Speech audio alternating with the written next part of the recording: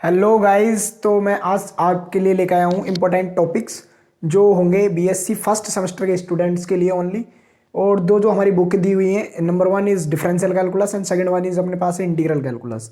तो differential calculus के अंदर कौन कौन से मोस्ट इंपॉर्टेंट टॉपिक है एग्जाम पॉइंट ऑफ व्यू से, और इंटीग्रल कैलकुलस के अंदर कौन कौन से मोस्ट इंपॉर्टेंट टॉपिक्स हैं एग्जाम पॉइंट ऑफ व्यू से, तो वो सारे के सारे टॉपिक्स चैप्टर्स के नाम लिखाऊंगा मैं आज।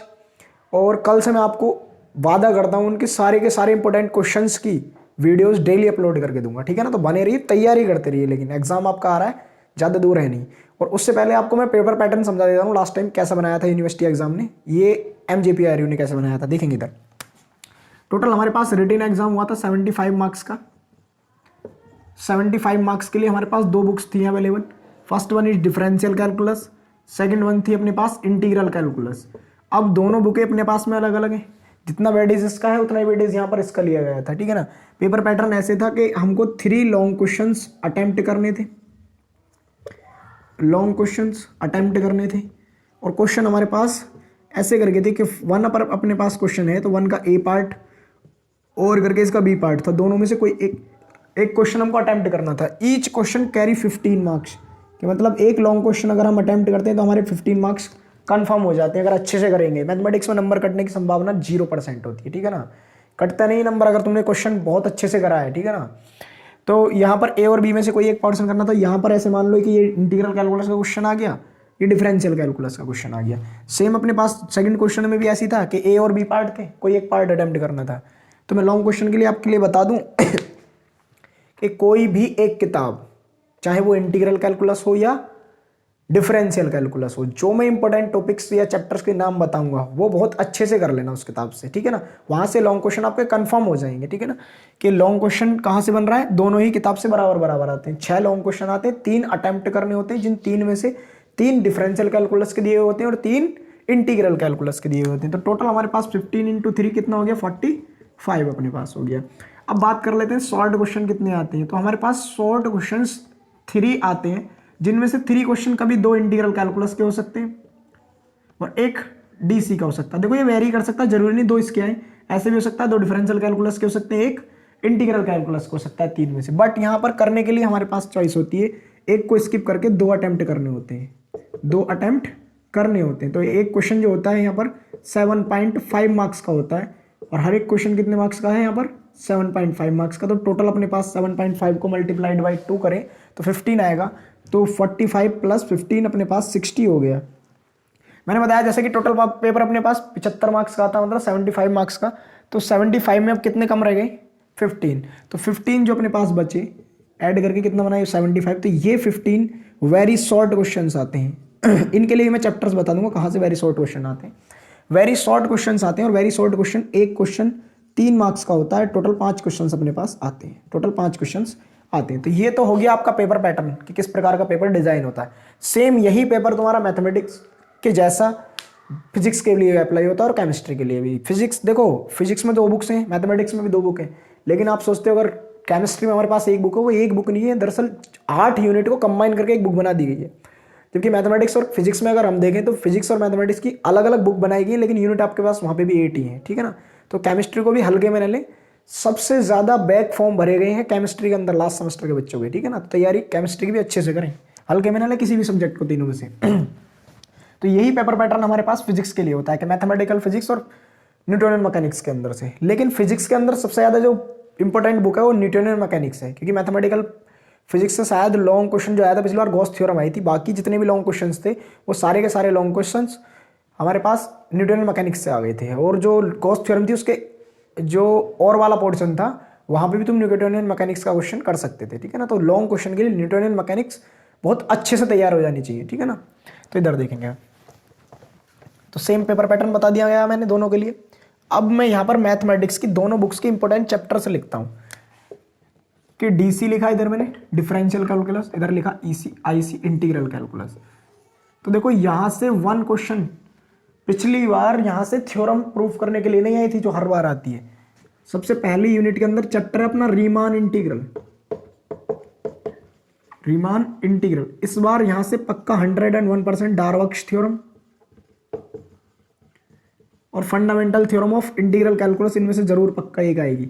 कैसे कि every continuous function is Riemann integrable, RI ये आ सकती है, या every monotonic function is Riemann integrable. मैं बोल रहा हूँ, सुन सकते हो, मैं लिख नहीं रहा हूँ यहाँ पे कि every monotonic function is Riemann integral. Copy pen निकाल के बैठ जाना, ठीक है ना। फिर यहाँ से कुछ क्वेश्चंस आ सकते हैं, सॉल्व क्वेश्चन के लिए बनेंगे कि लोअर डार्बक्सम एंड अपर डार्बक्सम जो हमने पढ़े थे LPF एंड UPF कैसे कैलकुलेट करते हैं, ठीक है ना। LPF एंड UPF कैसे कैलकुलेट करते हैं। सेकंड अपने पास इसके अंदर सेकंड यूनिट आ जाती है, उस यूनिट का नाम है अपने पास जो सेकंड नंबर यूनिट है, इसका पहला ही चैप्टर है इम्प्रॉपर इंटीग्रल। इम्प्रॉपर इंटीग्रल, इसका मैं आप लोगों को एक क्वेश्चन बता दे रहा हूँ, इस बार आने के लिए संभावना है 0 to 2 log x upon √2 - x into dx। 100% आ सकता है 15 मार्क्स में। लास्ट टाइम क्वेश्चन ये आया था 0 to ∞ cos mx upon x² plus a² into dx। ये भी कर सकते हो तुम इनको, ठीक है ना।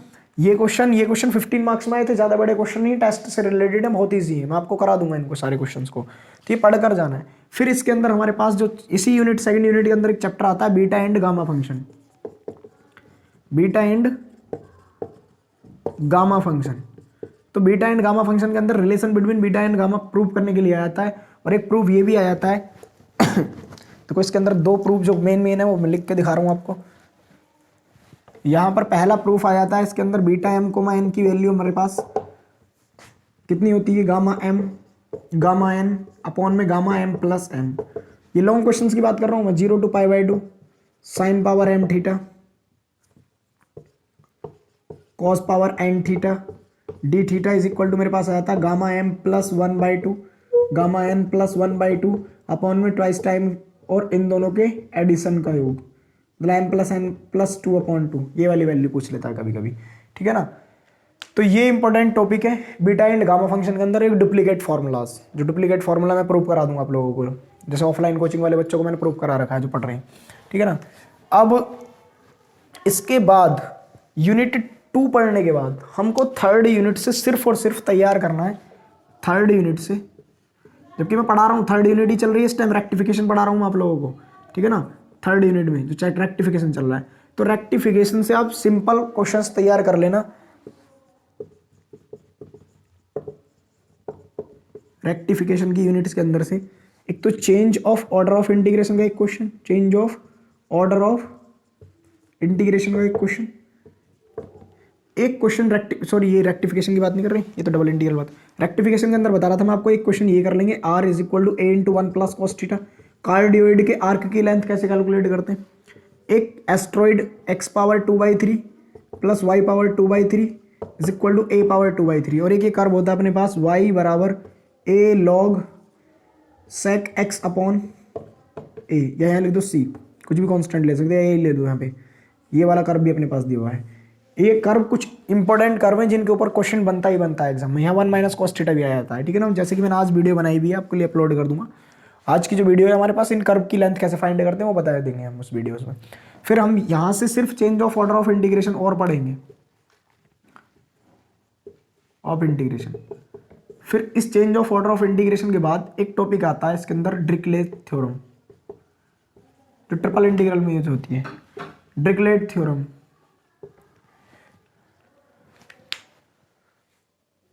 तो देखो डिरिचलेट थ्योरम से ट्रिपल इंटीग्रल में ये यूज होती है, यहाँ से एक क्वेश्चन बनने की संभावना रहती है। वैसे मैं आपके लिए बता दूं कि थर्ड यूनिट से बहुत कम क्वेश्चंस आते हैं, ठीक है ना। फिर हमारे पास फोर्थ यूनिट आ जाती है जो मैथमेटिकल फिजिक्स का भी पोर्शन है। फोर्थ यूनिट है वेक्टर कैलकुलस, यूनिट नंबर 4। ये मेरे पास वेक्टर कैलकुलस है। अगर तुम सभी को ये सारे के सारे इंपॉर्टेंट क्वेश्चन चाहिए इन यूनिट के, तो नीचे लिंक दिया हुआ है टेलीग्राम चैनल का, वहाँ पे जाके मैसेज कर सकते हैं, मैं आपको मैसेज व्हाट्सअप कर दूंगा, ठीक है। व्हाट्सअप कर सकते हो, व्हाट्सअप चैनल का भी लिंक दिया हुआ है नीचे। यूनिट नंबर 4 में हमारे पास वेक्टर कैलकुलस आती है। वेक्टर कैलकुलस में 2 चैप्टर तो ऐसे हैं जहाँ से शॉर्ट क्वेश्चन बनने की संभावना कंप्लीट रहती है, वेक्टर डिफरेंशिएशन एंड इंटीग्रेशन। और इसी के अंदर हम पढ़ते हैं कर्ल, ये इसी के पोर्शन में differentiation, curl, gradient and divergence. और एक वर्ड और आता है कर्ल, ग्रेडियंट, डाइवर्जेंस के साथ, लाप्लाशियन ऑपरेटर। लाप्लाशियन ऑपरेटर, तो ये लाप्लाशियन ऑपरेटर जो होता है, ये जितने भी ऑपरेटर हैं ये सारे वेक्टर डिफरेंशिएशन के अंदर आते हैं। ये 4 पॉइंट है वेक्टर डिफरेंशिएशन के अंदर। वेक्टर डिफरेंशिएशन टोटल इन्हीं पे डिपेंड है जो तुम्हारे सिलेबस में पूछा जाता है। फिर वेक्टर इंटीग्रेशन में हमारे पास आ जाता है line integral, double surface integral, फिर एक बार आता है वॉल्यूम इंटीग्रल, ट्रिपल इंटीग्रल। और यहीं पे हम 3 थ्योरम पढ़ते हैं, Gauss theorem, Green's theorem, Gauss theorem, Green's theorem and Stokes theorem, ठीक है ना। इन थ्योरम में से ये कुछ थ्योरम लास्ट बार पूछी गई थी मैथमेटिकल फिजिक्स में, इस बार पक्की संभावना है ये पूछी जा सकती है मैथमेटिकल फिजिक्स के अंदर, नहीं मैथमेटिक्स के अंदर, ठीक है ना।